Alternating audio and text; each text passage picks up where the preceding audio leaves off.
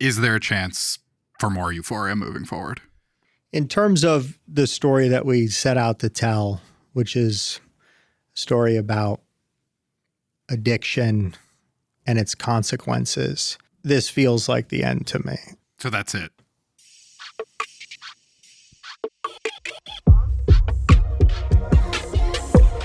Welcome to the New York Times Popcast, Your America, My Dream. A weekly culture chat. I'm John Caramonica, and I'm the critic. I'm Joe Coscarelli. I am the reporter. I'm Sam Levinson, and I'm on Popcast. Ooh, boy. Nailed it. Heavy. Not everyone can nail it. Yeah. Many professional actors and musicians have failed. This is good. Have failed in this very part. I had one job to do. We're off and running. Sam Levinson is the creator, writer, director, and producer of Euphoria, which just ended its third season on HBO. We're going to talk about it. Euphoria started airing in 2019 as a hyper-stylized high school drama starring Zendaya as Rue Bennett, a drug-addicted student, alongside one of the most stacked ensembles of young actors ever assembled on TV. In the course of its run, Euphoria helped make stars out of Sydney Sweeney, who plays Cassie, Jacob Elordi, who plays Nate. There's Hunter Schafer as Jules, Coleman Domingo, Ali, Maud Apatow, many more round out this insane cast. This third season picked up more than 4 years after season 2, and it found the characters in much different life stations. So you're working? Yeah, at a strip club. It's managerial stuff. They're out of high school into the cold evil of the real world, all trying to keep their heads above water, many using some form of sex work or its surrounding economies in the face of money problems and more existential crises as well. When this interview comes out, the finale will have just aired. I should note we are going to spoil the Euphoria finale and the entire season. So if you want to watch that first and then come back to hear us speak with Sam Levinson, subscribe youtube.com/podcast. I think we have to start at the end with this gutting epic finale. Obviously, what happens here, Rue overdosing on fentanyl and dying, closely tracks with an experience that you had in making this show with Angus Cloud, who played Fez. And we're starting hard and deep, but I wonder if you can just talk about when you knew Euphoria had to end this way, or at least Rue's story. It's a good question because I had originally written kind of a very different, it's not that different, but, there was a different trajectory for the character of Rue. And this was during the writer's strike. And, we got the news that Angus passed away.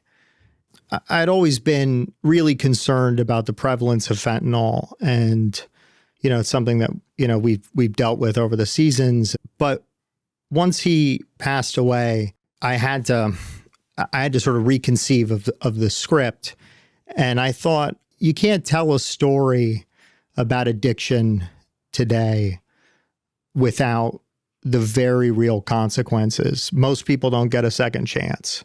Fentanyl can just take you out in an instant. It wasn't like when I was growing up, you could, literally take pills off the street. Mm-hmm. You might have a bad trip or something, but you'd be fine. And this is something that I think is hit close to home for a lot of people in this country. I mean, the numbers of overdoses are staggering. You're talking 75,000 people a year. If we were really going to be saying something with this season, we needed to put the audience in the position of a family member who loses someone that they love. I wanted to mirror that feeling. And I know how much audiences love Rue. It felt like I can put them in the position that I think a lot of families are in. I thought you made an interesting choice, and it wasn't something that I understood until I saw the last episode, but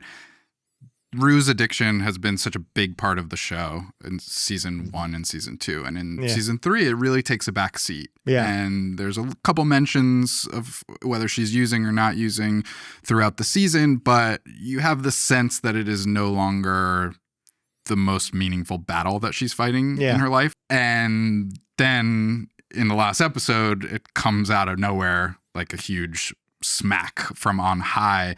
Was it intentional that you obscured this idea that Rue could still fall victim to her addiction at any moment because that's true to your experience of addiction, whether your own or others? 100%. I think that addictive personality is always underneath the surface. You know, I thought in my head, she's not messing around with opiates. And in the end, she's, banged up. She hit herself in the face. Her hand got cut.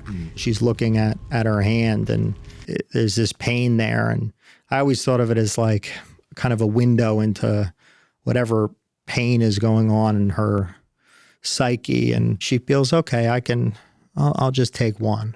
And I always imagined it was the fentanyl that she had smuggled into the country in the first episode that ends up killing Tish, that, they saved whatever those ecstasy pills were and just kind of mixed it with the Percocets. You said a minute ago, if the show was going to say something this season. And I wonder if you could think about what season 1 of the show said, what season 2 of the show said, and what season 3 of the show said. How do you think that message has changed? The shape of it has changed season to season.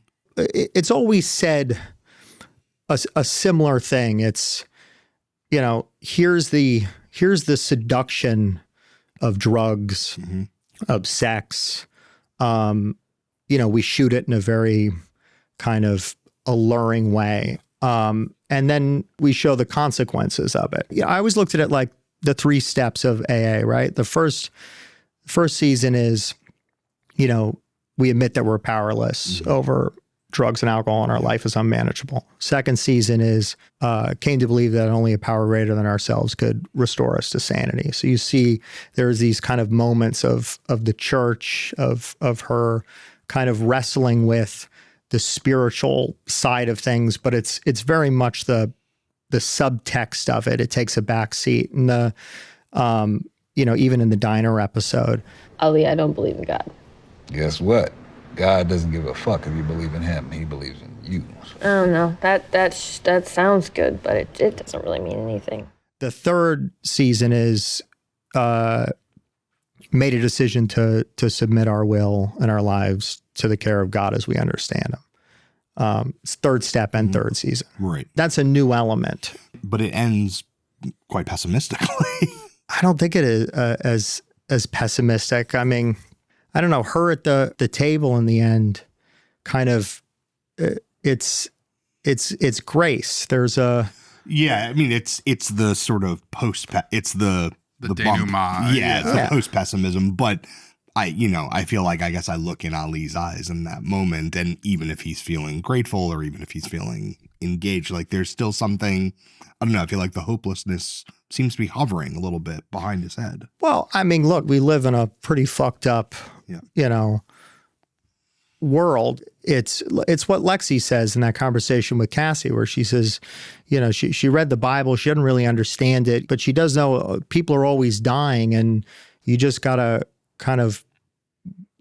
go on. Mm-hmm.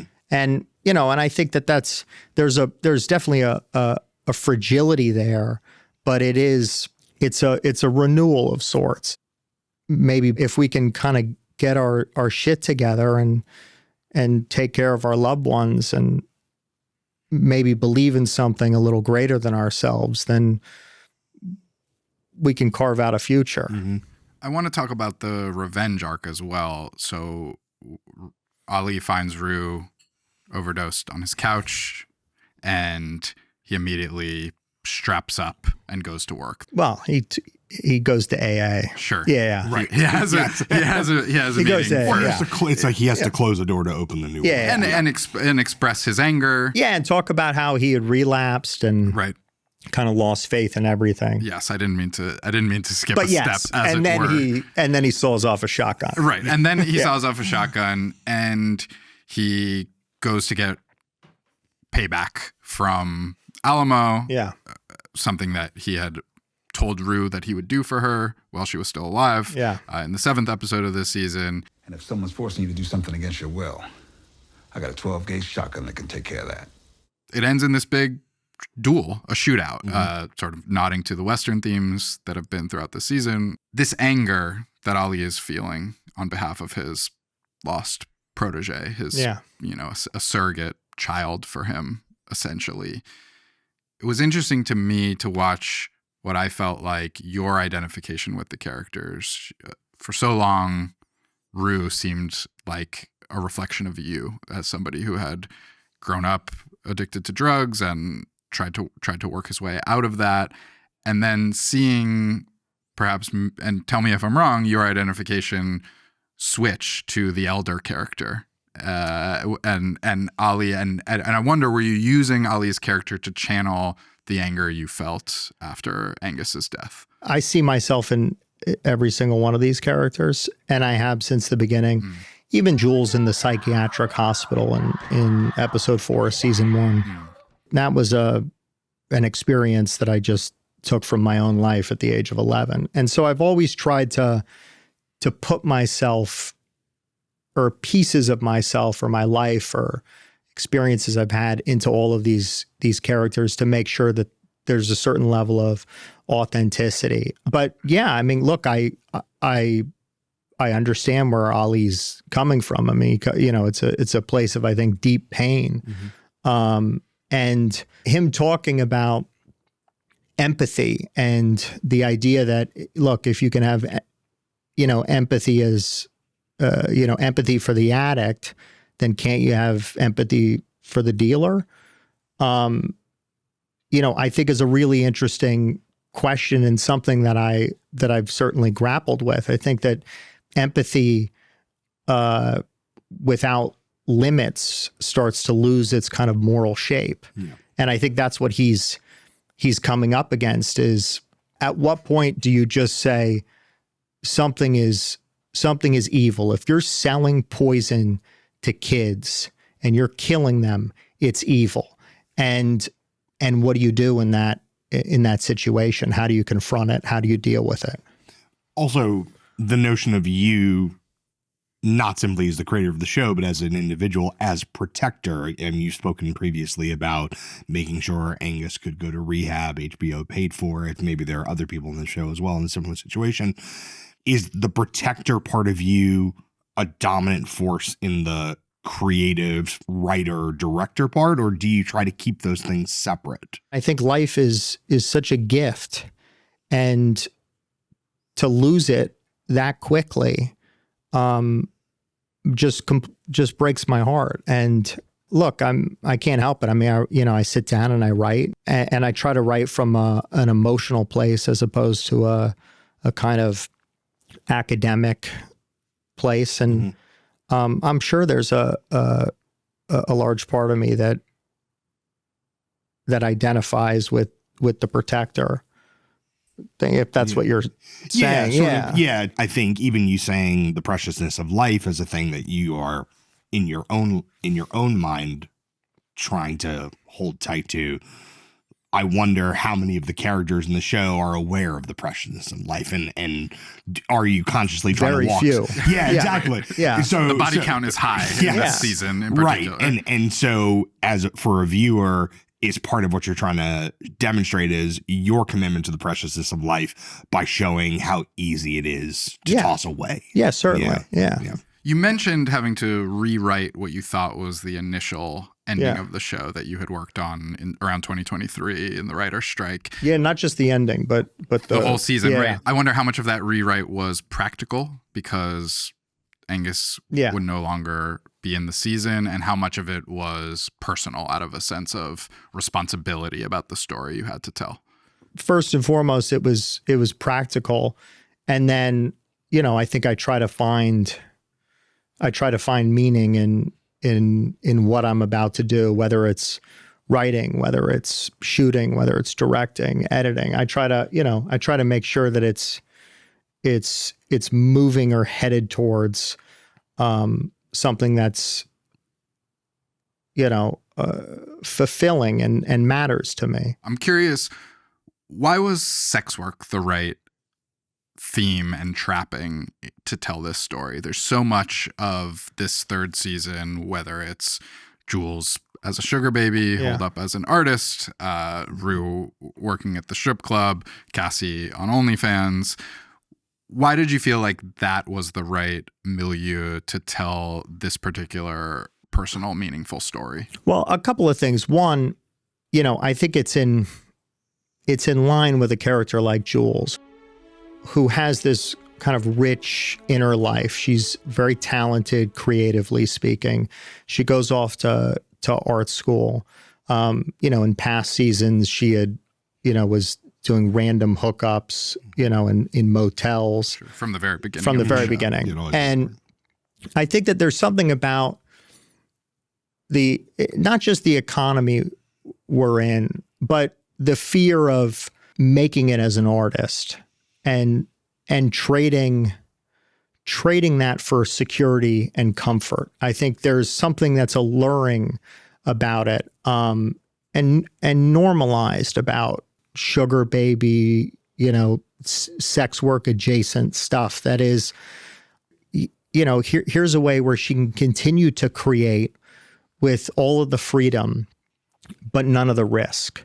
And it felt true to that character. In terms of Cassie and OnlyFans, it's slightly different in the sense that, from day one in this series, Cassie has always been looking for someone to just say, I love you, right? She just wants to be loved. She wants to be adored. I just feel like if more people knew me, I would be huge. It feels to me like the natural progression of social media, whether it's Instagram, any of these things. It's you're the product, you're the brand. It's based around validation, external validation, affirmation. And what is she going to get the most likes from? Even back to previous seasons, people were sharing her nudes around school. So I think she's sitting there and she's going, there's obviously some money issues that are happening. She wants this wedding. She wants all these flowers, she's dreaming of this wedding. And she realizes this is the justification to kind of chase what she's always wanted to, which is to be loved by as many people as humanly possible. That's the real wedding in a way. Yeah, exactly. It's like more powerful to her than the actual thing. And I think it's sort of the dramatic irony of the arc is, in the end, she's there back in the house. The camera pulls back and she's still living in the house, and she's kind of trapped in this cycle where she is indeed loved by so many people. She made a content house. Yeah, she made a content house, and she's loved by, I don't know, 1 million people out there, strangers, but is what she desired ultimately fulfilling? And I think, the answer is no, she's lonely. And so I kind of approach it from that perspective, as opposed to going, this season I'm going to tackle sex work, or I'm going to tackle, drugs. So you're saying it's sort of almost coincidental that they all ended up with mirroring thematic storylines? Well, I think it's a byproduct of culture and what's going on in terms of social media, where it's headed. I think they're all forms of, I think they're light forms of prostitution. Much of our lives. Yeah. And also it's like these are plot lines that are, the show is not about social media, but the plot lines rely upon the ways that social media activate certain feelings in people, and then real world behaviors emanate from the feelings generated on social media. Of course. Yeah. This season's very much a kind of a frontier myth. It's sort of an American tall tale. And the idea that if you head out west, you can get rich quick. You can make it with a little bit of rugged individualism. And, and what are the jobs? They're sort of outside the kind of normal, respectable idea of work. They're a little bit on the margins and on the edge. Like, what is wrong with you people? You're looking for drugs, you're selling your body on your porn site, and you're like some internet pimp? 2019, 2022, 2026, a lot of space in between the seasons of Euphoria. The social media story that you're telling in the third season couldn't have even really been conceived of in the first season. There was so much has changed. Can you talk about what you think the character's relationship to the internet was in the first season, and what did you want? How did you want to evolve that over the course of the thing? Because I just feel like you couldn't make this version of the show back then, pre-COVID. Yeah, I mean, look, I think the pandemic changed a lot in terms of the internet. I mean, and it's also, it became, I think, a truly viable source of income. The ghost of the internet has sort of haunted all three of these seasons without getting into it, you know, too much or pointing too many cameras at computers and stuff. I think there's a sense of who you are. You know, you can have a sense of yourself, and then there's also a persona. And I think all the characters are sort of straddling this line between who they are and what their persona is. And that's something that is a byproduct of the internet and social media specifically. What are your internet consumption habits, and how have they changed over the last few years? I'm not a big poster of things. You have a lot of burner accounts where you're watching stories, or you're watching No, TikToks, I just have I have an X account where I watch things, you know, before it was Twitter. You know, I have a private Instagram. TikTok I won't download onto my phone. I've never been on TikTok. Okay. I just, when it first came out and they said that like the American military shouldn't download it, I thought that I ought to take that as a sign. That applied to you as well.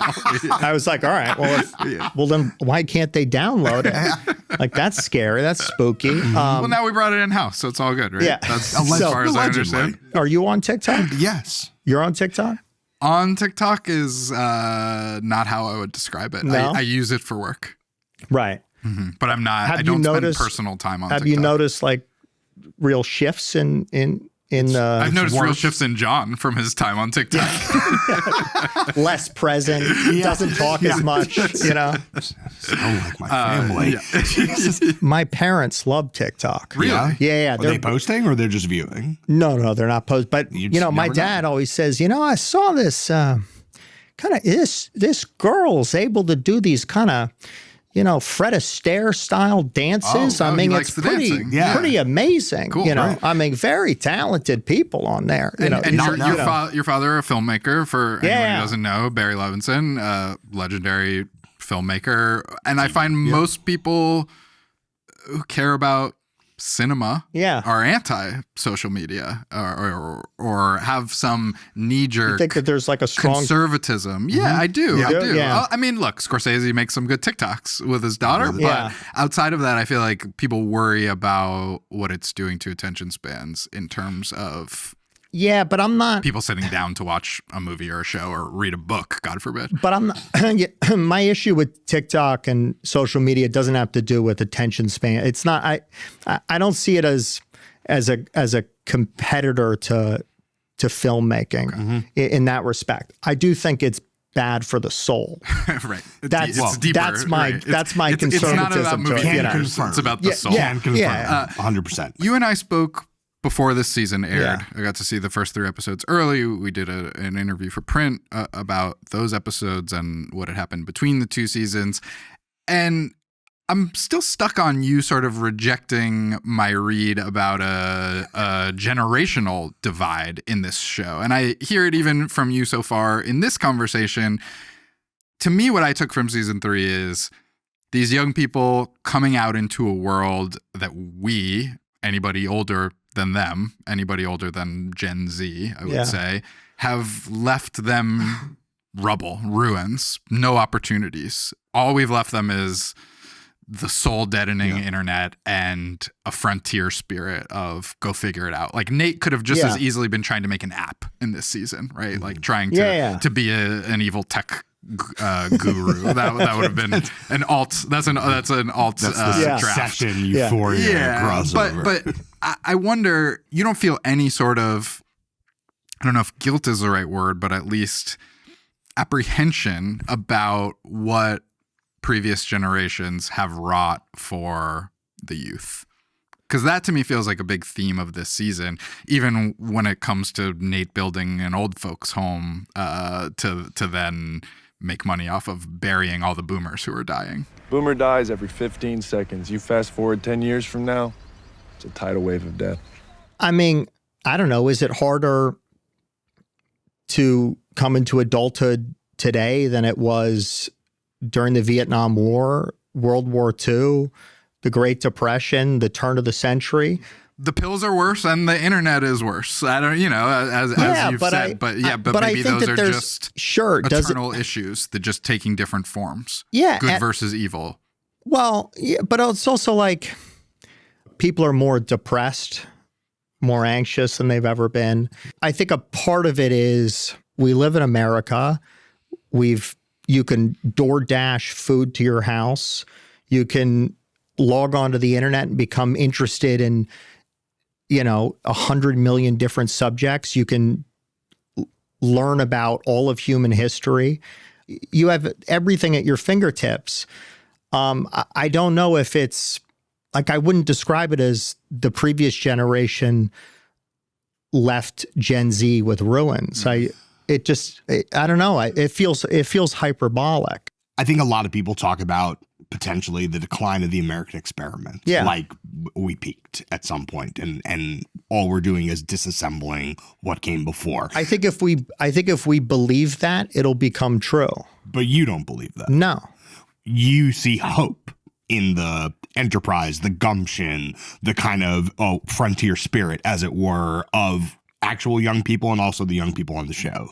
I believe what Ali says to Rue and to everyone, which is the future will be bright. And if you believe it, stay clean. I promise you, the future will be bright. I really do. I think that you can make the impossible possible. And that's not to discount, I think, people who have real hardships and are going through, real tough shit in their life. But I also think that human beings have persevered and endured for thousands of years, and the world has only gotten better, just on a purely statistical level, in terms of poverty, in terms of starvation, lifespan, everything. It's medicine. Yeah, I just think it's culturally safe to say, man, dude, things are so fucked up and everything looks so dark and the American experiment's over. And you think it's a defense mechanism against disappointment? I just think that because if you're right, then you're like, I was right. Yeah, yeah, told you. Yeah. But if you're wrong, you're like, wow, this is great. But you are playing with that tension. And correct me if I'm wrong. Is the last shot not of the American flag? Absolutely. But I think that's you look at everything our country's gone through and the fragility of it. It's endured. We're still here. And I think that if we can kind of harness the creativity and optimism of people, then, the sky's the limit. I mean, I think that that's what was so interesting to me about Ali saying the future will be bright, despite the evidence to the contrary, despite the fact that he says it and people keep dying. Mm-hmm. That's what was really, I think, meaningful to me, is that yes, there's a layer of irony to it, but it's also true. There's a literal rocket ship happening in the background right before Rue passes away. There's a SpaceX launch on television. We're 2-3 weeks out from the 2024 election. Was there special significance to you in the day of Rue's death that we see Ali write down in his notebook, which has become his Book of the Dead? Book of the Dead. No, I don't think so. I don't get too hung up on kind of little Easter egg stuff like that, because numerology is not your thing. Yeah, just you can just go down a rabbit hole and suddenly it's everyone's going, Sam, when are we going to shoot? And you're like, well, I got to figure out the date here. You know what I mean? Make sure Like, the sun's in the right place. 7. I'm like I'm a filmmaker. I'm too aware of the job at hand. Look, I think just going back to what we were talking about, it's, Ruth thinks she's following in the footsteps of Moses. And if you take that, that story, it's, at the time, the Jews were slaves in Egypt. There was no possibility of freedom. It did not exist. If you were born a slave, you died a slave. If you were part of royalty, you were born royalty, you died royalty. No one ever switched classes. And, it was the spirit of Moses saying, no, if we want to be free, we can be free. And I think that there's, and he was able to make the impossible possible. And I think that if we look at it as purely ironic, then we're doomed. And if we look at it as true, we're not. Do you think much about the lives of the characters after the last scene and after the screen goes black? Because I wonder if some of the optimism that you're expressing about the country and about the future being bright, these characters, the ones who have not died, do you envision bright futures for them? Do you think in those like terms? Cassie discovers a cure for cancer? That is one of many things that are within her capacity. No, She's going to be a household name. Yeah. She's so brilliant in that scene. I'm gonna be fucking famous. I'm not even gonna be able to walk down the street. Lex, just you watch. I'm gonna be a household name. No, I don't. I do extensive background work on all the characters. I know their lives, in and out. I studied method acting for 4 years, and I always hated getting on stage and saying whatever lines it was. But I remember I worked on Richard III's childhood for 9 months doing sensory exercises and imagining what he was like on the playground and, in elementary. I mean, it was nuts. You like the prep, not the I love the prep. I mean, I was I think 20 years old, 21 years old, and, I was working in advertising, at the time, and then, going to acting school, and I would go to Home Depot and I'd buy a metal rod and I would tape it to my legs, and I'd walk around with a hunch, through New York at night and just work on Richard III. It was like how to sell Singer sewing machines during the day. And then at night it was Richard III. So I can tell you anything about any one of these characters. And I think that's always been a bit of the conceit of it is it's why the prologues became a thing. Is it's almost like a psychoanalysis. Here are the kind of defining moments in the characters' lives that may or may not have shaped them, into who they are. But for the afterlife, that's not there. But when it ends, it just ends. Yeah. You alluded to humor before, and I think it's something that maybe is not discussed enough about this show. I agree. Or The Idol, we should absolutely talk about The Idol. Can you talk about why you think humor is so valuable in your work and why it's not often read as humorous? Yeah, that was big for me. Yeah. We watched a little bit of the first couple episodes together on the Warner Brothers lot, and I was struck by not only how much you wanted to watch. You just kept being like, no, I'm just going to watch this one more scene. Oh, no, check out this part. It was I could see the excitement, but also knowing even then that when people are sitting at home watching on their TV or their laptop or their phone even, they might not be feeling the dark humor that you're intending. Do you feel misunderstood as a comedic writer and director? I find the show deeply funny. And I found every season to be deeply funny. I think that there's layers of irony and humor that are there. And whenever we show an episode in a theater, people are cracking up. Even the pilot, I remember sitting with HBO in Austin and people were laughing in the pilot episode, and HBO was like, oh, wow, it's people think the show's funny. I said, yeah, well, of course. But it was a window into realizing, oh, some people don't think the show's funny. And I think I've noticed there is something that's happening online where I think it's like the hyper online don't pick up humor or irony as much as like the average audience member. And I think but at the same time, they're kind of more advanced than a casual viewer in terms of like plot progression and certain details. But there is like a kind of a flattening of humor and irony where they tend to take everything very literally. I often wonder why exactly that is. And I think it's because they're so kind of attuned to, you know, what's acceptable and not acceptable. I think it's like I think politics play a really big role in it. You know, is this okay? You know, is this person good? Is this person bad? Am I supposed to like them or not? What are they doing? Is this a redemption arc? Is this not? There's all these kinds of, questions that come before the normal sort of, you know, instinctive. Am I enjoying this? Yeah. Am I enjoying it? Is it funny? Is it entertained me? Is it thrilling?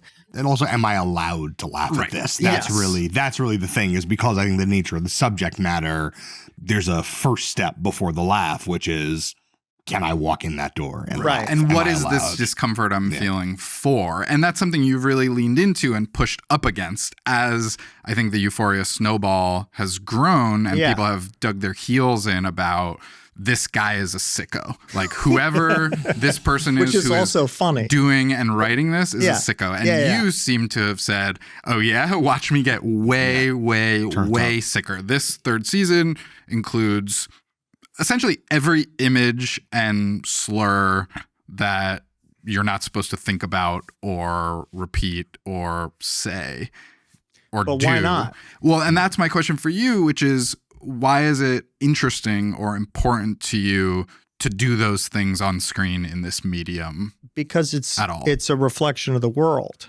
I mean, that's what's interesting to me is, you know, you've got characters who are, you know, Nazis and fentanyl dealers who are dealing fentanyl that's killing people.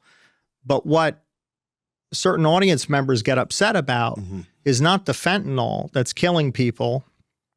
It's the fact that they said the N-word. That seems very strange to me because one, they would say it, and two, they're doing way worse things than just saying the N-word. It's an odd gripe, and fixation.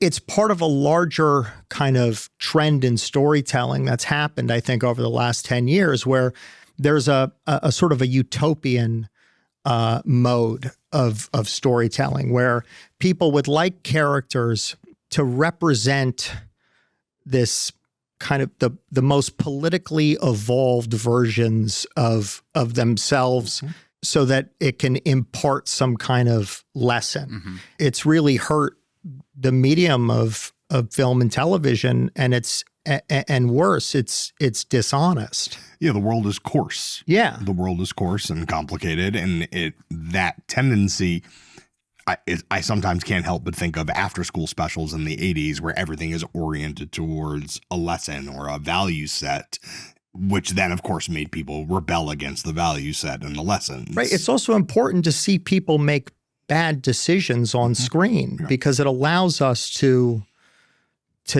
dip our toe into worlds that we're not necessarily in, to experience things, to wrestle with moral questions and human behavior and desire.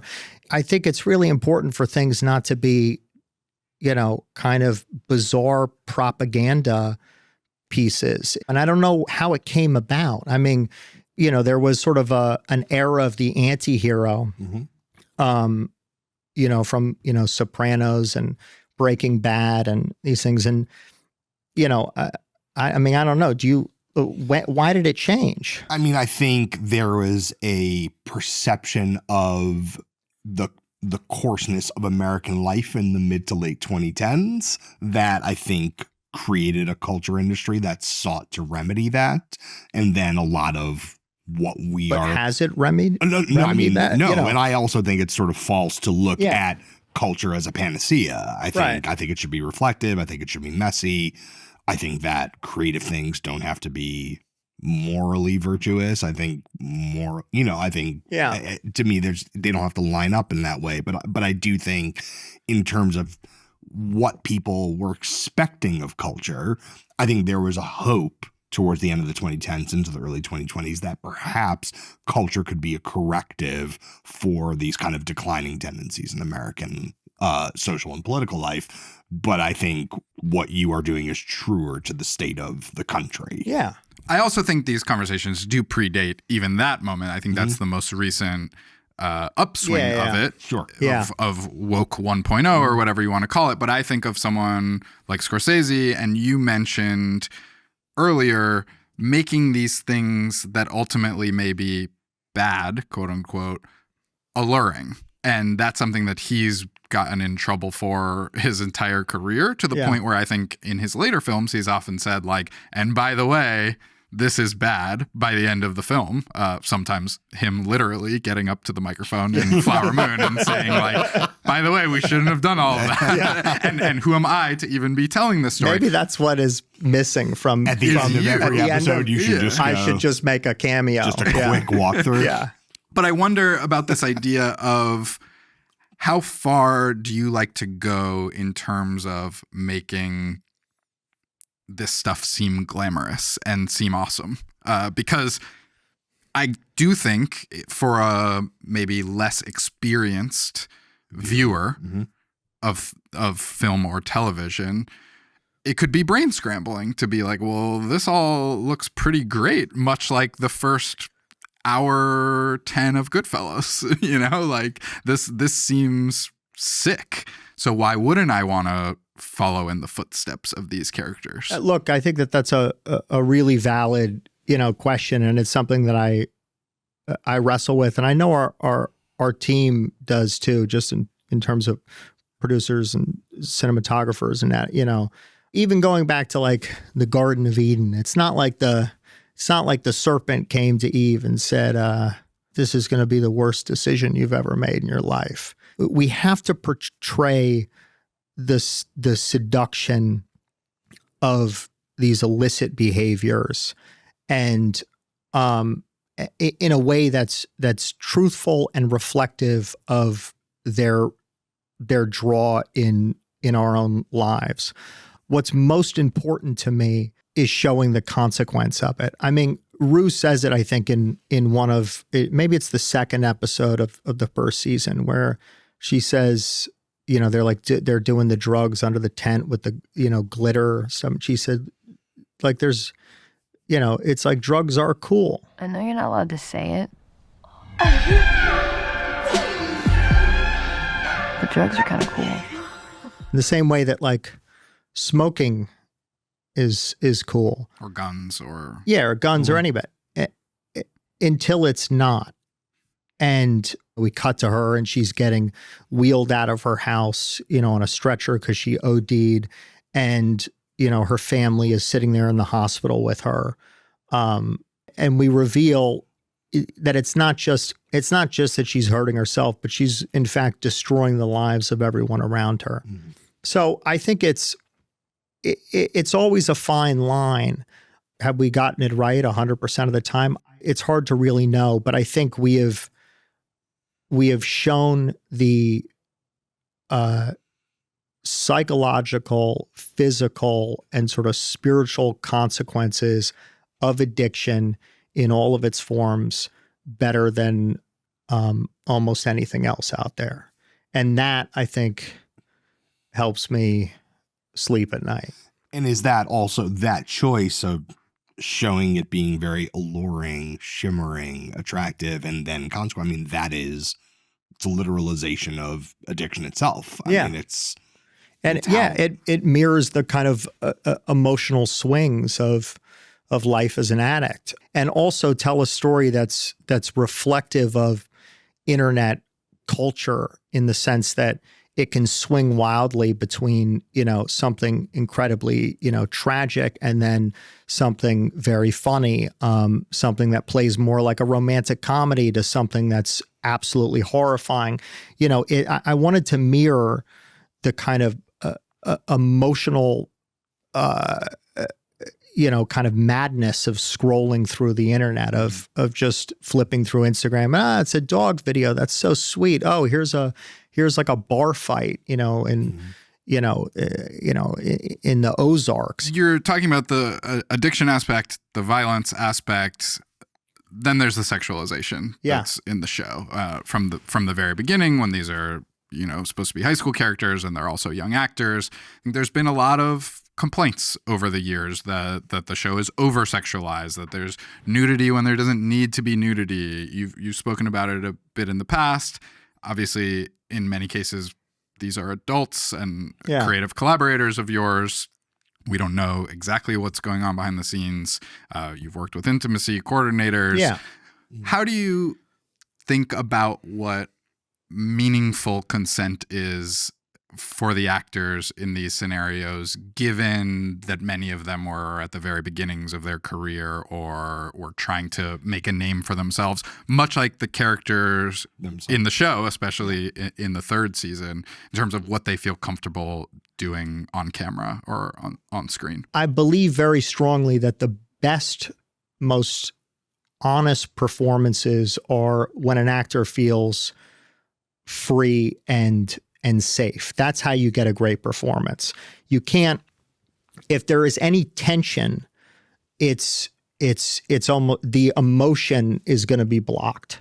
And that's something I've known from my days of studying acting. So my job is to create the kind of best, most conducive environment for the actor to then play this character. And so I care most about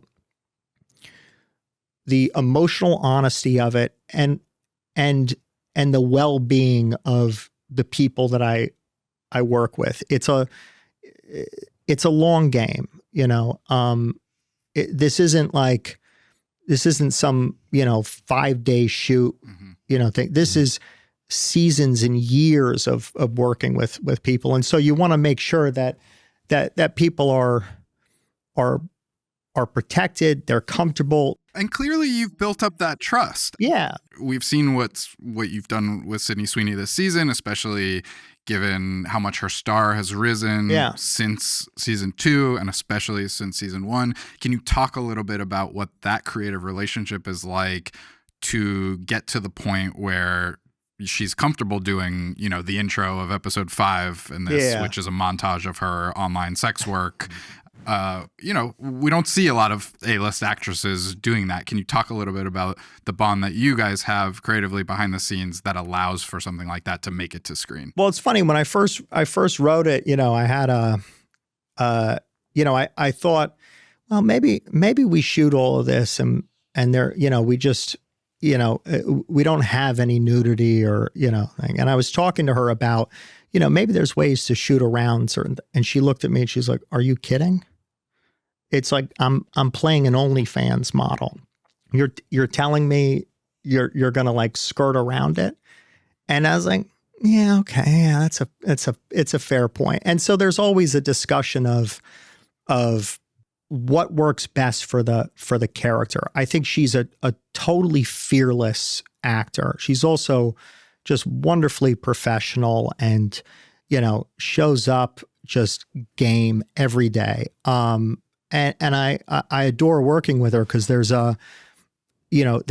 such a kind of a flexibility in terms of the performance. She can, I can say, well, why don't we try this scene just a little crazier, like a little more, with a little more humor. And suddenly just this whole other version of the scene can come out just based on her performance. So there's a lot of trust that we have. And look, I think we're tackling, this world of OnlyFans where women are being paid to like whisper into an ear-shaped mun and lick it. There is a level of absurdity to it that is just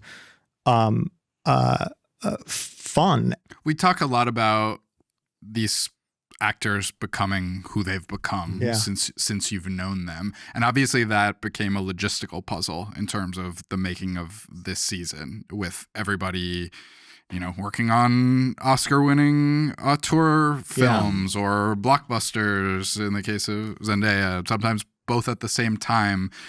How was that puzzle for you, and did it result in having to sacrifice your creative vision? Like, did you get what you wanted out of the character arcs of, say, Nate and Jules, who were a bit sidelined this season?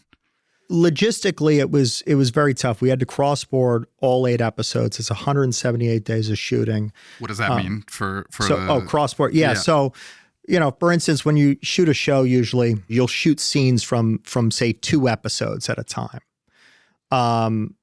This season, we had to shoot we would do a scene from episode 8, in the morning, a scene from episode 3, and another scene from episode 1. When you have the actor you because needed. Because of access just because talent, of schedules.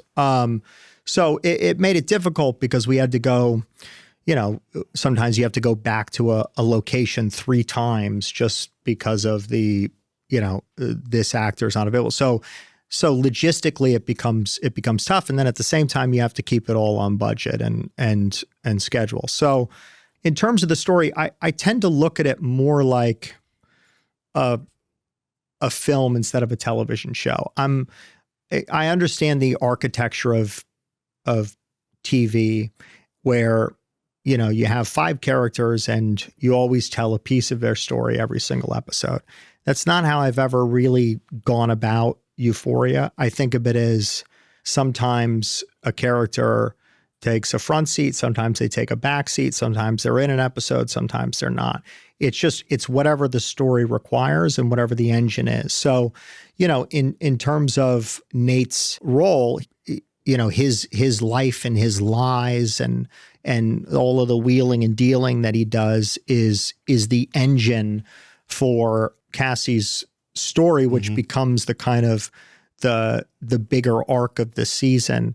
As opposed to each episode, we're gonna delve into his specific struggles. I think because audiences know the history of these characters, it gets compared to what, well, in this season he had this and that, and people are deeply invested. In those things. Which is a blessing, but it comes down to what's right for the story and what keeps it moving and the audience engaged. And that's how I look at it. And I don't think that I had to compromise. One question about the TV as film, or the sort of viewing TV as making film. Your father also, in addition to making many films, made a lot of great television, Homicide: Life on the Street. I love that show. The show doesn't get enough. Most important show of my life, Frank potentially. Pemberton.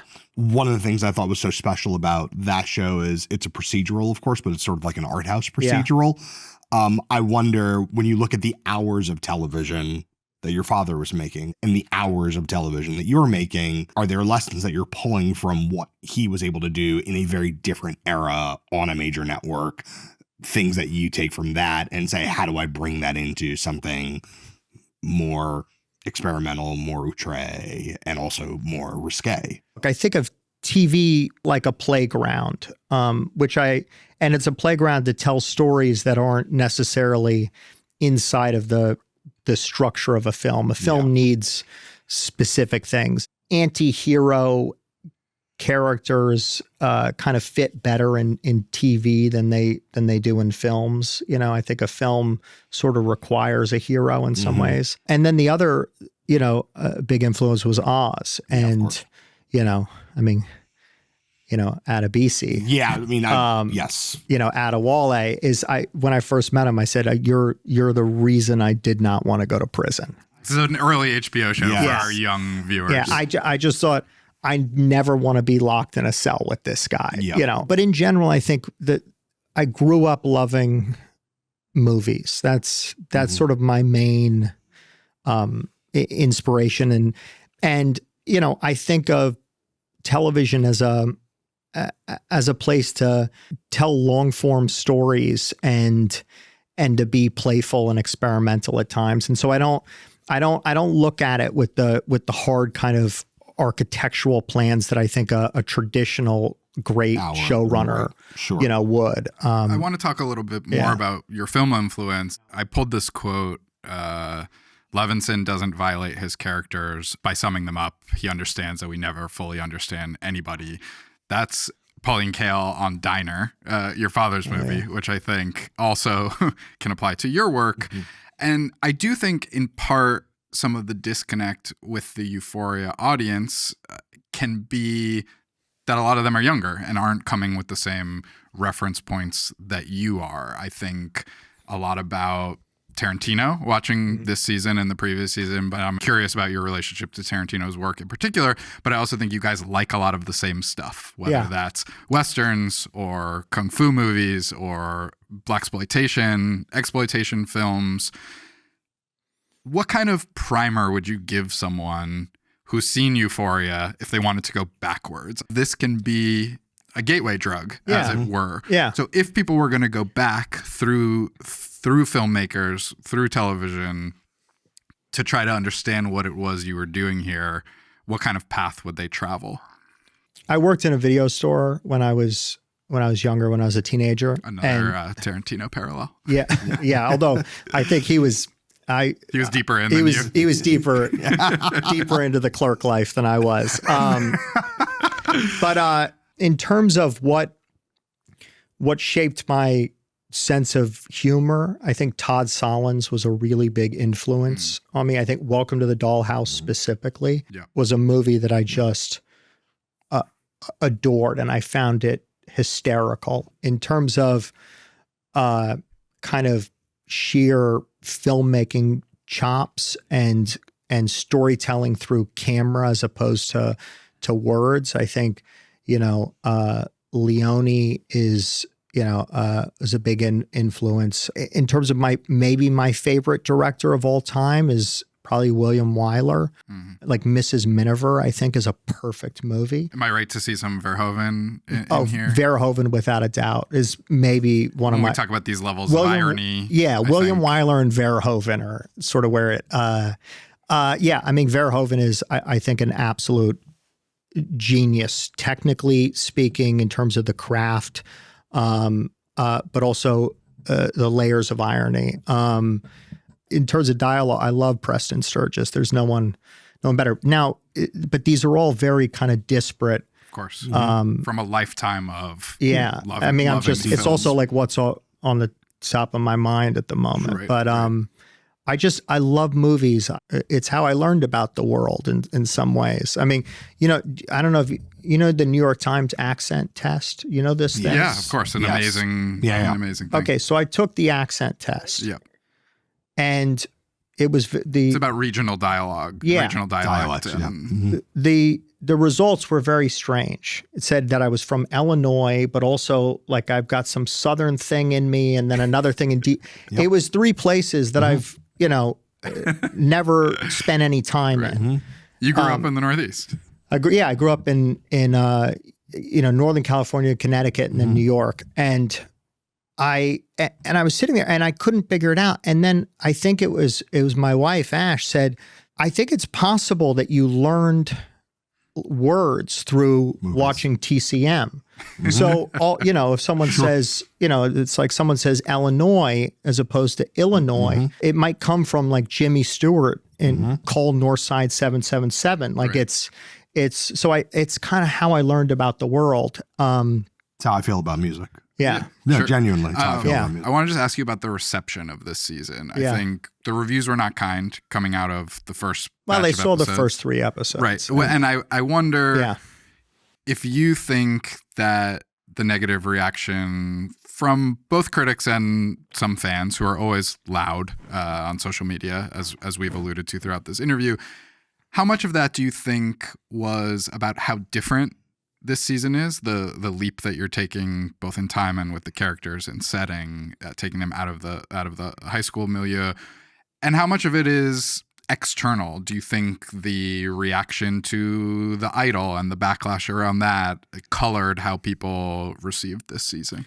I don't know. That's a good question. I'm more inclined to ask you guys, since you're a little deeper in the world than I am. I focus on making the thing, and then I kind of go, this is it. I'm really proud of this.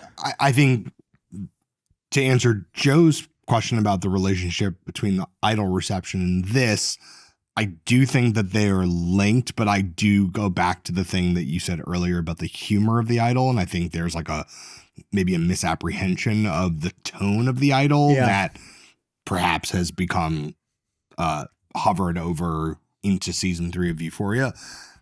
I do think also people who have lived a lot of life since Euphoria season 1 may view season 3 through a lens of skepticism or frustration, whereas I would imagine people who are arriving to it new, people who are younger, people who are coming, might see opportunity and see all the big lessons that you're putting on the screen. They might engage with it, but this is a, not to play industry exec, but I do think the space between the seasons, the amount of time that people had to build narratives of what it could be, what it's not being, it's taking too long, it's not people sort of get to write their own narratives in that 4-year gap. And so no matter what you deliver in the 4th year, you're fighting against what's in people's heads. Not to mention the pileup of parasocial relationships happening here. I think, of course, you could feel this already in season 2. Our colleague Mark Tracy wrote a great story that you and I discussed off camera about people loving these characters you created so much, but hating the person who created them and who is pulling the puppet strings. And I think that combined with people's relationship to the actors themselves and the celebrities and how that has grown, plus your interest, some would say obsession with provocation. And I think when The Idol was like a match on the bonfire of all of those things. And then I think a lot of people went into this season expecting a car wreck, expecting that pile up, and maybe with a little bit of a chip on their shoulder about how things were playing out. I think the season gets stronger when you see it all together. So I think there's a lot of isolated moments, but that's the problem with the fact that ultimately you are making a week-to-week TV show. You're not making a film, a 9-hour film, or whatever this would end up being. I don't know. How does this ring to you? No, it makes perfect sense. I mean, look, I think that if it dropped all at once, I think people they'd understand it more. I think I'm always, in terms of the ratings they've held and they're fantastic. Extremely popular show. Yeah. So it's a huge conversation starter. So people are still engaged. I always think that there's something that television does which makes me disinterested in it. And I'm not saying all television, but it is a sort of a kind of a technique where it's, they introduce the world, the characters, and then they let you know where everything is headed right off the bat. These stakes aren't that high. This is what the season's going to be, and this is what you can expect, which is something that if I see in a television show, I immediately get disinterested because then I know where it's headed and I know the story that it's going to tell. And, and so I think I try not to do that purposefully. I want to keep people going, well, how the fuck is this all going to come together here? How does this connect to this? And how are these characters going to interact? And what is this season actually about? I think that's what keeps people engaged and on the edge of their seats. Otherwise, if you telegraph it too much, it loses its sort of power. Is that also why you've sort of remained something of a cipher as well? You haven't done loads of press. You haven't talked a lot about the work. You've left a lot of blank space for people to fill in. And I wonder if that's part of what you're seeing in that pushback about season 3 in the beginning. Yeah. Look, there's all kinds of crazy like narratives and conspiracies and things that sort of pop up, on about, this show. And, I heard this and he did that. And I always go, what am I going to do? Just come out and say, well, actually, the truth is X, Y, and Z. It doesn't, at the end of the day, I then get sucked into the world that I'm actually portraying, which is the split between the person and the persona. Yeah. And I'm not interested in managing a persona. I find it's not about the work. There is no fulfillment. You'll never win no matter what your desires are. Fighting internet narratives. Yeah, but it's also like I have children and a family that I love and I love spending time with. And, you know, I go, so what am I going to do? I'm going to go out and I'm going to give this interview and hope these people like me. And this, I don't play whack-a-mole with the rumors. Yeah, I don't give a shit. I mean, you know, at the end of the day, like I want to put energy into things that give energy back. And that's the work. It's the creative process. It's my crew. You know, we've had the same crew for almost a decade. I'd say 85, 90% of them.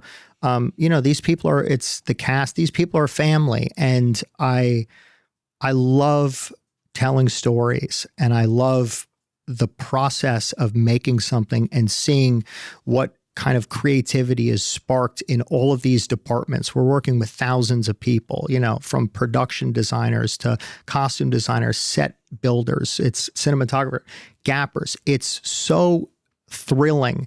And every single day you show up on set, you learn something new. There's always a new problem. There's a new obstacle.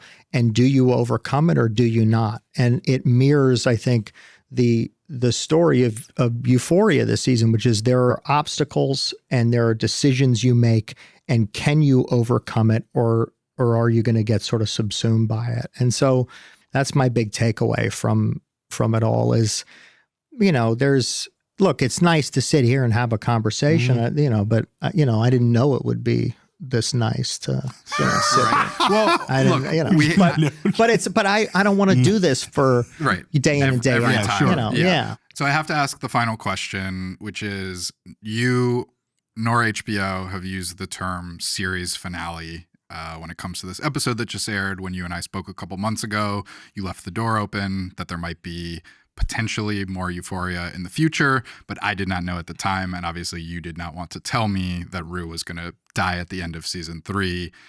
Is there a chance for more Euphoria moving forward? In terms of the story that we set out to tell, which is a story about addiction and its consequences, this feels like the end to me. It was such a fulfilling journey in terms of this cast, the crew, what we were able to accomplish. I mean, there are thousands of things that have to go right in order to make something like this. And I'm just immensely proud of the work we did, the story we told. And, you know, it's a tragic one in the end, but it's also, it's the truth. You know, if you are experimenting or taking drugs today, it's very possible it'll kill you. And I think it was a way of honoring Angus and saying a prayer for the future. So that's it. Euphoria ends here with Rue. Yeah. I mean, what else is there to say? Closing the chapter on the show is one thing, but what about for you? What does that do? What does that free up? You know, it's interesting because I've put so much of myself into the show, and I think, you know, the actors as well, that it's exciting to dream about the possibilities. I mean, I love telling stories. I love writing. I love directing, and so I think the future will be bright. Sam, every episode of Popcast ends with a snack. Yeah. You walked in and your eye was immediately drawn to these. New in the pantry. Wow. Brand new, brought in by producer Sophie today. These are coriander flavored Doritos. Coriander is cilantro? I would call this cilantro. Yeah, based on the cilantro. photo. Yeah. Is that the same? Is that I don't know that. Yes. I don't know what I don't know those coriander- terms. yeah. This isn't as the Top same Chef. term. Right? I know. How am I supposed to different- know all different these show. things? Incredible bag, extremely beautiful. Keep your eye out for that green. That's all I'm going to say. Yes, this Keep green is eye an out. Easter egg for Popcast viewers. While we dig into these Doritos, this is a big. But how many of these do I have to eat? That's up Many to as you. you want. Yeah, okay, that's up to you. okay. We're going to We're start going to with rate one. them at the end. Are you're having them? Oh as yeah, well? we're all gonna eat it. Well, this makes me feel better. Yeah, no, I thought you guys were just going to watch me eat no. these. No. We were gonna watch you eat a snack. I don't know. That's I a- was that's confused a- by the whole that's a different premise. John and I are very into junk food, one of our mutual interests. So we thought we'd bring it to the show when the show started, and then we thought we'd bring our guests into it. One of the other things John and I have in common is a deep scholarly professional relationship with Drake and the work of Drake, who is an executive producer on this show. I'm curious, as we eat these Doritos, what he was like as a collaborator, how hands-on he was. Does he give notes? Yeah, did he ever give a note that you enacted? That's a very small chip. Well, I figured I feel like I'm You want me to get up? You want Okay. a full? Okay. He wants you to take a full. I just want one a full something chip. close to There a we full go. triangle. Yeah, there we go. No, look, Drake had gotten a hold of the scripts, very early on into the process. And, this is when HBO was, they still weren't sure about the show. And, we were pushing some boundaries. And he said, I want to come on as a producer. I want to come on as an EP. And he brought a level of confidence to HBO that I will forever be grateful for. I think, that they couldn't believe that Drake was coming on, and he was more involved in promotional and marketing aspects of it as opposed to, another producer is giving notes, I always imagined this character would do this, but he knew how to sell it. Yeah. And you need your champions to kind of, to give other people confidence. And he was a champion. John jumped ahead of us. Sorry. Oh yeah. Cheers. How is that? Cheers. Mazel tov. Cheers to everybody. Yes. Cheers to you. I did jump ahead, but you know why? Oh, all right. Because it's so fragrant. It sort of tastes you guys like a didn't Fruit smell Loop. the bag. It's got a Fruit Loop, that kind of slight chemical taste in Fruit Loops. Complimentary, not derogatory, I assume. No, it's a it's nice pro. chemical. Yeah, exactly. It starts as the cilantro that you would find on a nice Szechuan dish or whatever, like that herbaceousness. Yep. And then it goes through its Fruit Loop phase. Yeah. And then it just sort of ends at plain Dorito. I totally agree. Totally agree. It doesn't all hold together for me. No, but there's a full arc to the taste. There is an arc for sure. I think you're wilding. I think, look, Oh, you love it. Almost every This one has a lot Dorito- of dust? powder on it. Yeah, it's a heavy dust. Which one are we looking at? Oh, I see. You see? Yeah, almost every new Dorito, new metal, new Dorito, Yeah. I think is New very good. And you with the umlaut. Yeah. Every new Dorito is good. I think you're right. This ends as normal Dorito. Yeah. But I really do think the ride through the fragrantness of it is so sharp. It's so bright. It has a sweetness. This is the thing. When I eat a Dorito, I'm already predisposed to think, damn, I'm going to feel bummed at the end of this because it's just I know what the heaviness of the chip is.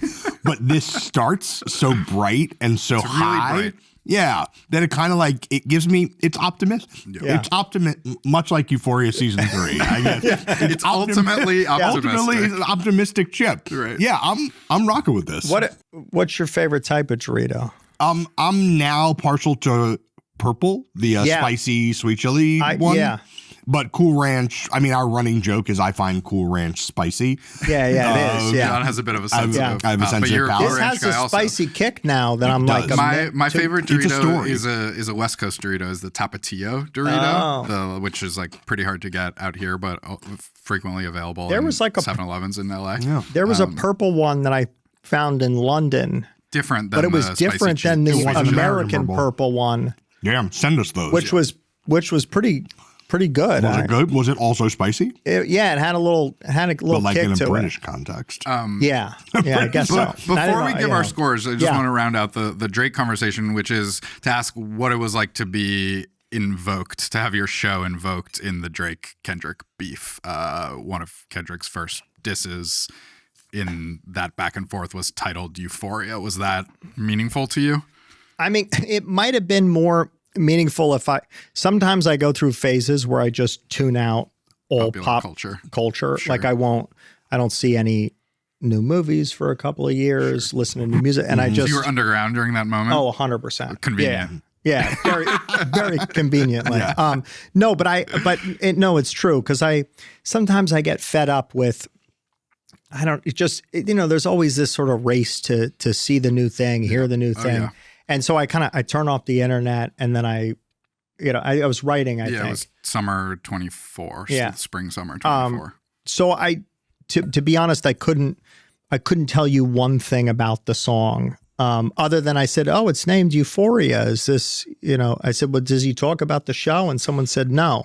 Yeah. And I said, okay. Yes. It's true. It was an illusion maybe, Yes. but Yeah. not. I said, okay. And I just moved on and kept writing, Fair so. 7 out of 10. It's an 8. It's an 8.5. Wow. It's an 8.5 out of 10. Okay. The chip? Yeah. Wow. We need a number. Give us a ranking. What do you think?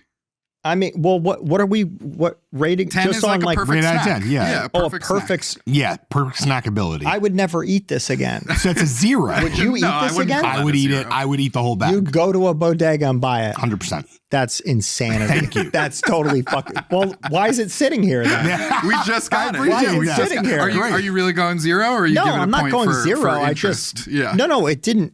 It's not Didn't bad. Move you. Yeah. Didn't move you. It's It's like a 5. Yeah, it's a 5. All right.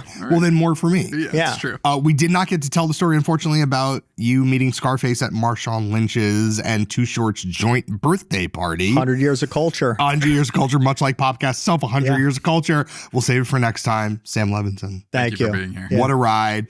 Every episode of Popcast is at nytimes.com/popcast. We're on YouTube, of course, like and subscribe. YouTube.com/popcast. We're on Instagram. Maybe we're on TikTok. It's tough to say these days. Who can really say? Sam's not going to see us there. No. So maybe we shouldn't be on TikTok. You let us know. Credits and link in bio. We will be back next week. We're out.